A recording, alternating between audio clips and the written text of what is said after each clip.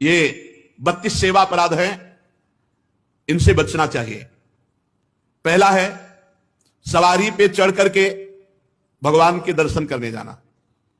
अगर आप जा भी रहे हैं तो कम से कम 100 कदम पैदल चलें, इतनी दूर वाहन खड़ा कर दो और नंगे पैर वहां से जा।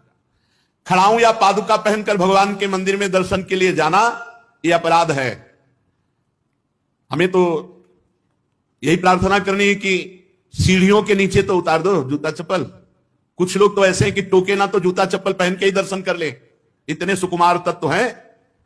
कई ऐसे भगवान के मंदिर में सवारी में चढ़ करके जाना या खड़ाऊं पादुका पहन करके जाना, यह निषेध है, यह अपराध है। दूसरा, रथ यात्रा, जन्माष्टमी, राधाष्टमी,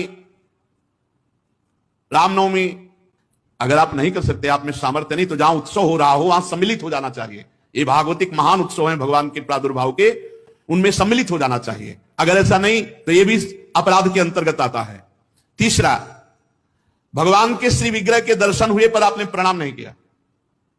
जैसे जहां हो इतना जरूर करो, चाहे जिस भगवान के हो, इसमें अनन्यता नहीं है। जैसे परिक्रमा लगाते थे, हनुमान जी की आरती हो रही, जय राधा वल्लभ लाल की, 1 मिनट रुके, उनकी आरती हो रही, महाभागवत है, सब संतों को प्रणाम करते हो, हनुमान जी को प्रणाम नहीं करोगे? हनुमान जी महाभागवत, उनको प्रणाम करने में तुम्हारी निष्ठा बदल जाएगी क्या? जय राधा वल्लभ लाल की आरती हो रही, उसी में दर्शन मेरे प्रभु इस रूप में विराजमान। तो जो भी देवालय, जो भी मंदिर, अगर हमारी दृष्टि में गए तो ऐसे प्रणाम, उनसे बढ़कर थोड़ी हो। सब में हमारे प्रभु सर्वान वस्तुतया निरीक्ष परम स्वाराध्य बुद्धिर्मम। प्रभु के श्री मूर्ति के दर्शन करके प्रणाम न करना या जूठे मुंह अपवित्र अवस्था में प्रभु के दर्शन करने जाना। पवित्रता अगर नहीं रहेगी ना तो बुद्धि भ्रष्ट होती रहेगी, पक्का समझ लो। पवित्रता की बहुत जरूरत है। आजकल प्रायः पवित्रता का ज्ञान नहीं रखते हैं। अशुचि अवस्था में दर्शन करना। अगला, एक हाथ से प्रणाम करना भगवान को। जैसे श्री विग्रह भगवान का है, भगवान और संतों गुरुजनों के सामने तो ऐसे, हमको तो ऐसे ठीक है। ये राजकीय विभाग में चलता है, भगवत विभाग में ऐसे चलता है। कर जोड़ करके भगवान को, गुरुदेव को, संतों को ऐसे हाथ जोड़कर, एक हाथ से भगवान को ऐसे नहीं किया जाता, प्रभु को ऐसे नहीं किया जाता।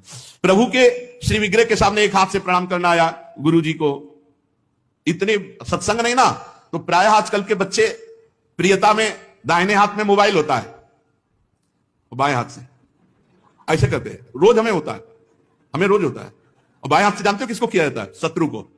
जब किसी राजा के हाथ संधि कराने या गुप्तचर या दूत ऐसे, तो अब उस राजा को तो करना ही पड़ेगा, तो बाएं हाथ से करता था।